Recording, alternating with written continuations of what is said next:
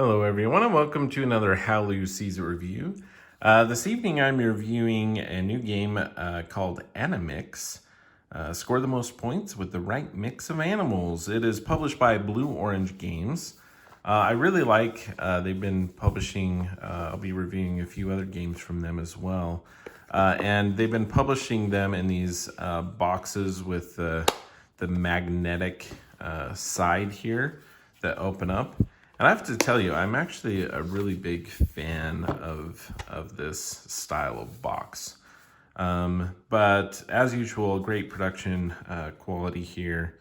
This is designed by Matthew Basu and illustrations by Simon Ducci, or I believe that's how you say your name, Simon. I apologize if it is not.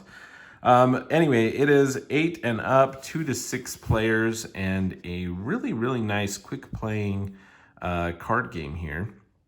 And it's kind of reminiscent feeling of like Arboretum, or at least an element of that, where in this game you are kind of trying to balance making scoring options and scoring points there, but you also have to acquire cards or play cards to be able to score those points. Anyway, let's go ahead and open the box, show you what comes inside, what's inside here, and how the game plays.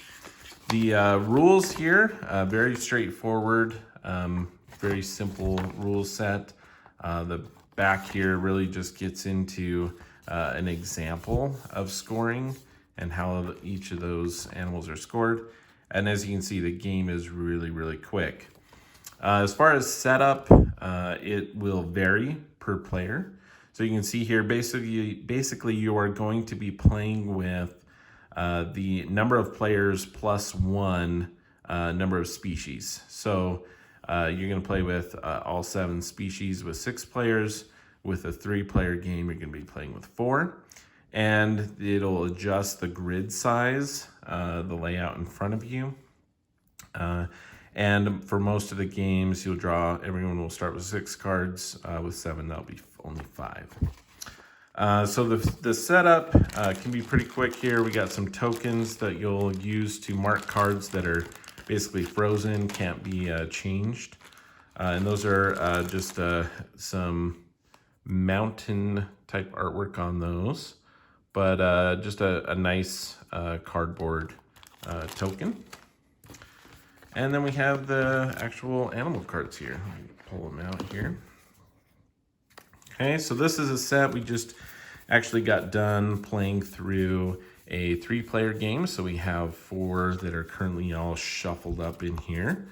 And so what you do for that, so if we had a 3-player game, we'd get choose 4 different of the 7 animal cards. Choose those. You're going to shuffle those up really good. And then you're going to deal them out into a grid in front of you. Now, just to keep the everything on camera, I'm going to do just a slightly smaller grid here, just to give you an idea of how the cards score. So again, this will not be a full grid here. But after you do that, everyone's going to hand a hand of 6 cards. Okay. And the actions are really, really simple. You can either choose one of your cards, and these are kept secret from all the other players. You're going to choose one of these cards to put face down in front of you. And that's a turn. Or you're going to choose to swap one of your cards from your hand with one in the tableau here, one in the grid, and then whatever you acquire. So let's say I want to put this penguin where this elephant is. So I'm going to take the elephant card and it will go face down in front of me, and the penguin card would go here. And I would use one of those tokens I showed you earlier. And any card that you place into the grid this way will have a token. And basically that means on future turns, no one can then pick this card up and put face down. It is permanently there for the rest of the game. okay? And that's the game. Those are your two possible actions, and you continue the game until everyone has played all 6 of their cards in that manner, and then you score points. And how do you score points? Well, that's where I was saying it reminded me of Arboretum a little bit, because in that game you are utilizing those cards to score points, but you also need to hold some cards back in order to be able to score those things. And that's what it is in this game. If I had, these were my 6 cards that I had face down in front of me, well, I would then add up all of the different ones that I would score. Whoever has the majority of that type of animal will then score that animal in the grid according to the points. And I'll cover that in a second. So I have 4 elephants, which is quite a few actually. And so I would score elephants. And if someone tied, we would be splitting or sharing those points. So if it was, elephants and it was rearranged here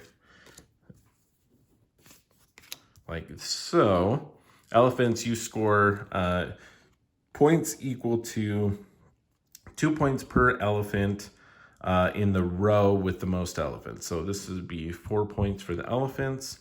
If I had the majority, I would get 4 points for that. And then we go on to the other ones. Penguin, if we tied with someone, then I would, share points with them. And then, I don't have any wolves, so likely someone else would score those.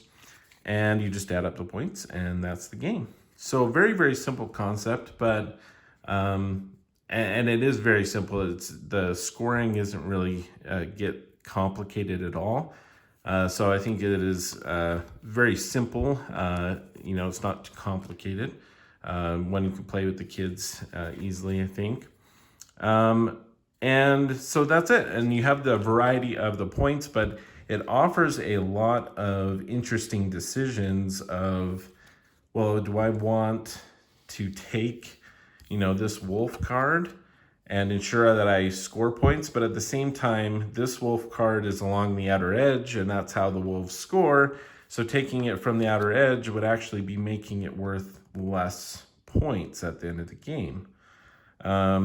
Or if I'm seeing that someone is taking a lot of the lions, I may want to put more lions out there because the lions become worth less points as there's more lions in the grid.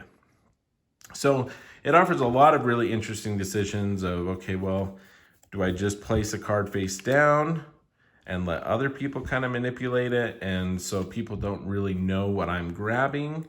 Or do I want to, hey, I need to up the ante here and make the penguins worth more because I already have a bunch. So I'm going to place a penguin there, and you're able to put, another token out there so that, hey, that penguin's going to stay there. It's going to score me at least some points.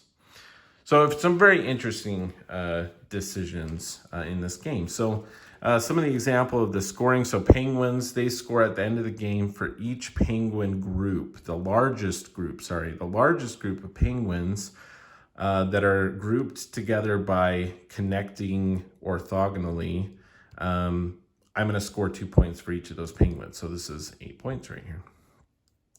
The elephants, again, whatever row has the most elephants, you're going to get 2 points for each of those. So depending on the player size, so like in a 3-player game, we played 4 rows of 5 columns. So you would get 10 points as a max for the elephants.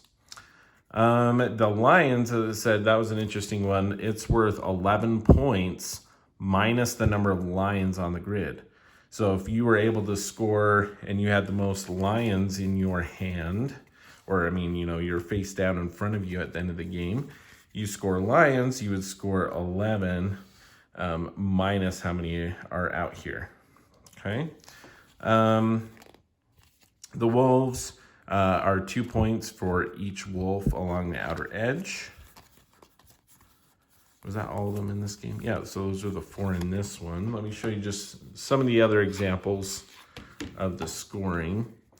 So the birds here, they score by having pairs, and they are actually 4 points for each pair. So I would get 4 points there.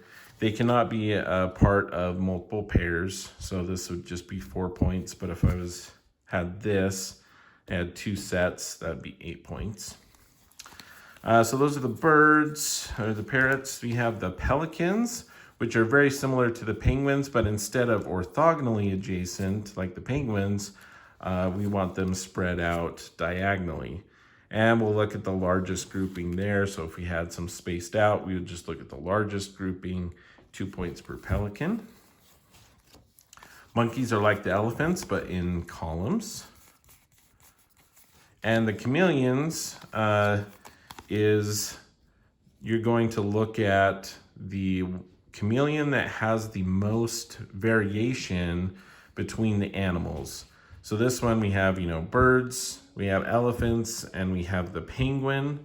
And so we have, 3 different animals, so 6 points for that. But what's interesting is it's also, a chameleon is a different species as well. So we're just looking at different species between these, not necessarily the chameleon itself. So we look at this, and this chameleon actually has 4 different species around it. And those are all the different scoring options. So, but again, you can each choose to have, each choose an animal that you want to play with, or you can you can do it randomly, but you choose the different animals, so you have different setups each time. And so I think it works really, really well. It's a simple little card game, but I like it. Offers you a lot of challenging decisions as you play through that, and it plays very, very quickly.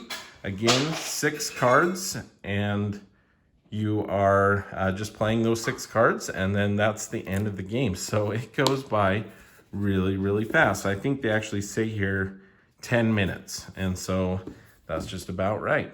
And so that is Animix, a great little card game with some really difficult decisions that goes into it. So really enjoyed it, Animix, and that is how Lou sees it.